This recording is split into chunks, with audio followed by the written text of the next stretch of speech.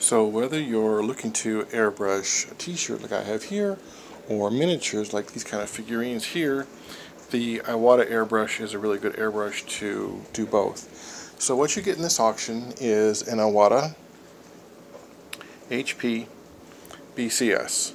So the HP stands for high performance, and the BCS means bottom cup system. Now I have included a quick release. You don't have to use a quick release. You can take the quick release off if you want to. If you don't use a quick release, you'll just attach your hose right to the valve stem there. But if you have a quick release, which simply attaches to a hose is not included in this, but if you do have a quick release, you can attach the quick release to your hose, and the quick release just allows you to snap in the airbrush and just pop it right out. So included in this auction is not the hose, but it is a quick release that you can take off. So this airbrush is, I think, a great airbrush. It's been great for me. I've simply upgraded to another set of airbrushes. About $300 is my new set. This set of airbrushes is double action, dual action as they call it. Easy to operate. Pull back for paint, push down for air, pull back for paint. Simple to use. Cleaning wise, you almost never have to remove the valve stem for cleaning. That really isn't necessary.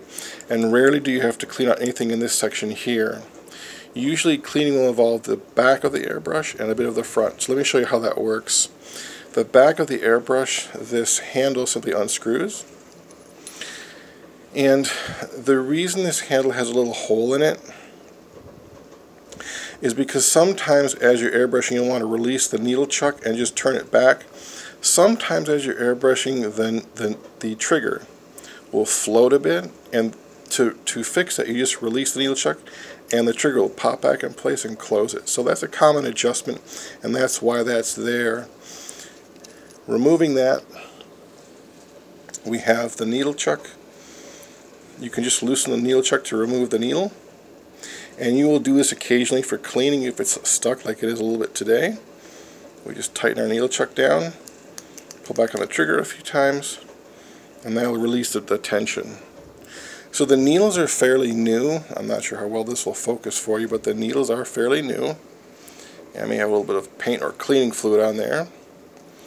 So whenever you need to, just pop the needle back through the needle chuck. And just when it gets to where it feels like it's seated, just give it a little tap with your finger, close down the needle chuck, and you're ready to paint. You can paint with about the handle, that's your choice. If it ever gets clogged, usually the clog is going to come in the front. It's very rare that you need to clean the trigger area.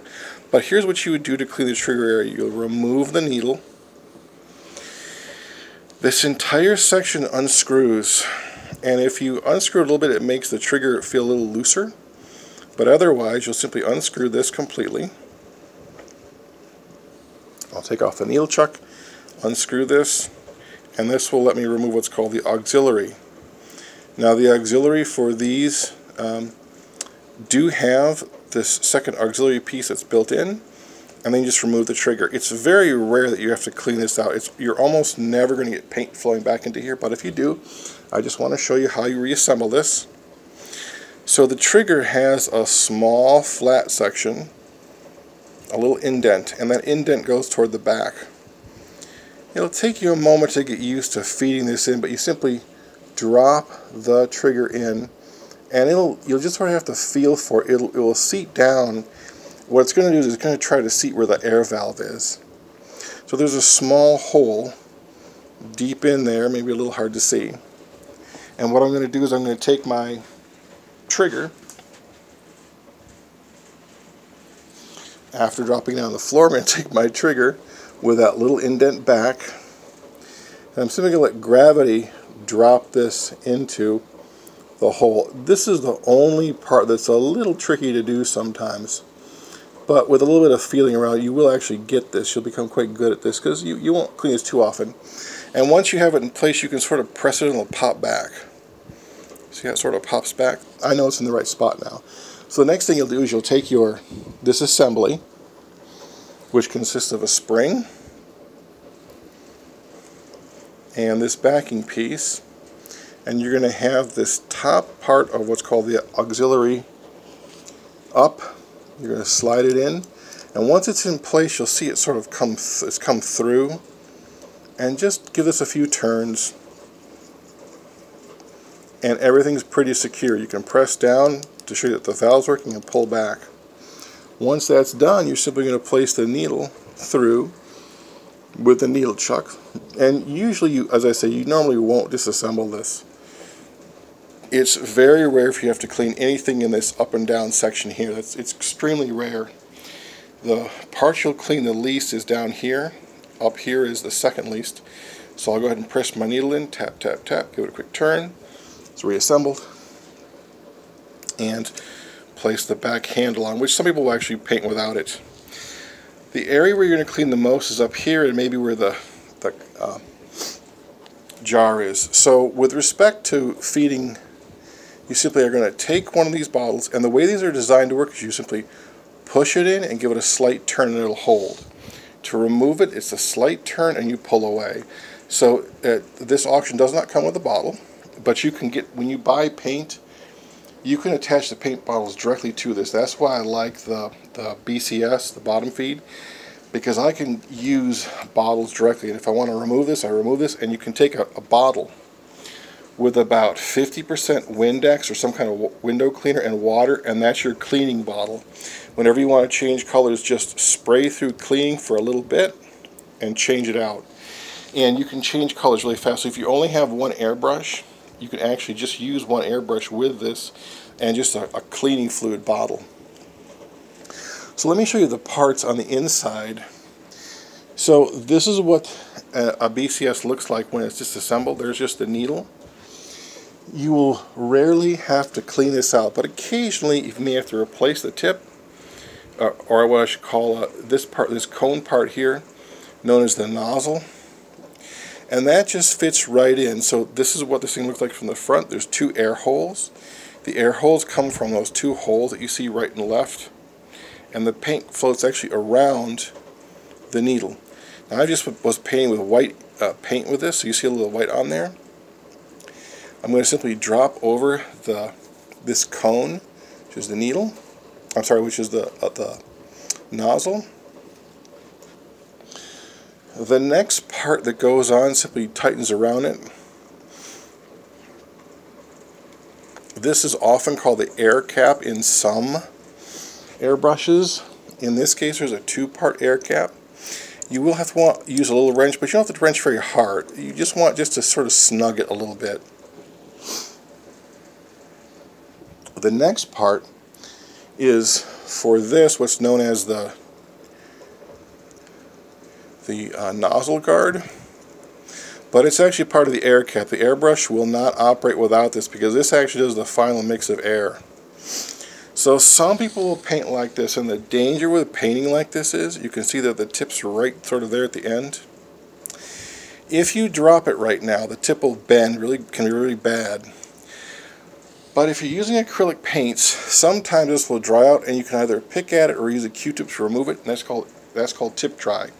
Tip dry happens when you have a bit of acrylic paints that dry really, really fast, or if you're doing face painting for children, or temporary tattoos. Those are alcohol-based paints, and they dry really, really fast.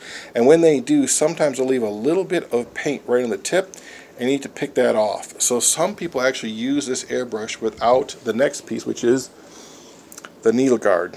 The needle guard goes just right on the front,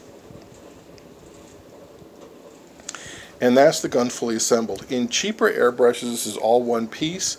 And that's kind of bad because when you're getting really close to things, sometimes you're going to want to have that needle guard off. And so that's why people will often prefer the Iwata airbrushes, because you have the flexibility of doing that. So if you buy this airbrush from me on eBay, and I hope you do because it's a wonderful airbrush, there's different pressures that you will use. If you're painting miniatures like this, you're probably going to want to use pressures around 10 to 20 pounds of pressure, because you really need to be able to not have too much of the paint popping back. When you do that, when you have a low amount of air pressure, if you get any bubbling back into your paint container, you may need to adjust down the tension to make sure that there's no air flowing outside of this area where it's not supposed to go. I've put a bit of wax in there already, so you should have a pretty good seal. But if you notice any bubbling back, or if the paint's just not flowing, you're going to want to, with low air pressure, like 10 to 20 pounds, you may need to reduce the paint. Typically, you'll reduce the paint no more than, say, 10 or 20%, more than enough for painting figures like this, where you a hard surface where you might get a bounce back. So if you're painting paper or hard surfaces, often you use a lower pressure. Now, when it comes to a t-shirt like I have here, I use very high pressure on my t-shirts. I use between 40 to 50 pounds. The average t-shirt airbrush artist uses about 40 pounds of pressure. I use 50. Some use 100. When you use that much pressure, I can use the paint right out of the bottle with no reduction.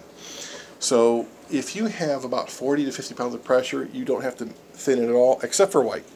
I do thin my white by about 10%. And if you are using lower pressure, you're going to thin your paint a bit more.